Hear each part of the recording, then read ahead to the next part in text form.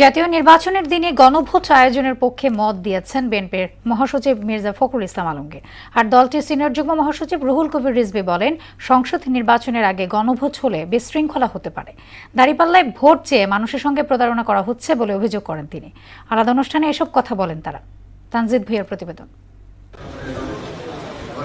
ঠাকুরগাঁও জেলা শিল্পকলা একাডেমিতে বিএনপির বর্ধিত সভায় প্রধান অতিথি হিসেবে যোগ দেন দলটির মহাসচিব মির্জা ফখরুল ইসলাম আলমগীর। তিনি বলেন, এই মুহূর্তে গণতন্ত্রের উত্তরণকেই প্রাধান্য দিতে হবে। নির্বাচনের দিনেই গণভোটের পক্ষে তার দল। রাজনৈতিক কোন ভুল পদক্ষেপের কারণে আমরা যেন আবার এই ফ্যাসিস্টদের নির্যাতনের কবলে না পড়ি, অর্থাৎ ফ্যাসিস্টদেরকে আমরা আর ফেরত দেখতে চাই না।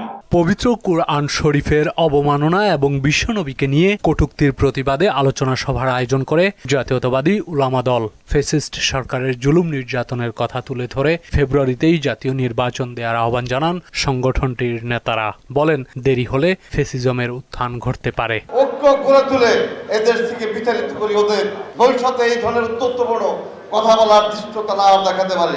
জামানত হারানোর ভয়ে অনেকে নির্বাচনে অংশ নিতে ভয় পাচ্ছে বলে মন্তব্য করেন বিএনপির যুগ্ম মহাসচিব খায়রুল কবির খোকন।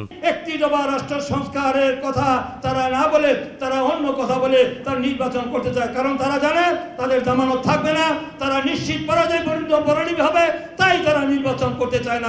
জামায়াত দেশের জনগণের উপর পিআর চাপিয়ে দিয়ে নানামুখী সংকট সৃষ্টির ষড়যন্ত্র করছে বলে অভিযোগ করেন দলটির সিনিয়র যুগ্ম মহাসচিব রুহুল কবির রিজভী। যদি নভেম্বরে গণভোট করেন এইটার জন্য যে প্রস্তুতি, তাহলে আপনার জাতীয় নির্বাচন, সংসদ নির্বাচন, তার জন্য প্রস্তুতি, এটা তো এক ধরনের বিশৃঙ্খলা তৈরি হবে। তিনি বলেন, ক্ষমতায় যাওয়ার লোভে ইসলামের মূলনীতির বাহিরে গিয়ে আওয়ামী লীগের উপর ভর করছে জামায়াত। এছাড়া দেশকে অস্থিতিশীল করতে নিত্য নতুন ইস্যু তৈরি করছে দলটি। আওয়ামী লীগের প্রতি তাদের লেজ ধরে চলতে তারা খুব ভালোবাসে। এখনো আমার মনে হয় যে তারা আওয়ামী লীগের ভোটটা নেওয়ার জন্য নানা ধরনের কায়দা কানুন, কৌশল প্রকৌশল তারা চালিয়ে যাচ্ছেন বলে আমার কাছে মনে হয়। ভোট দিলে বেহেশতে যাওয়া সহজ হবে এমন প্রচারণা চালিয়ে জনগণের সঙ্গে প্রতারণা করা হচ্ছে বলেও অভিযোগ করেন বিএনপির সিনিয়র যুগ্ম মহাসচিব। ইসলামের একটি নতুন ধারা তৈরি হচ্ছে, মওদুদিবাদ। এটা এই দেশের মানুষ কখনোই মানবেন। তানজিদ ভুঁইয়া, মোহনা সংবাদ, ঢাকা।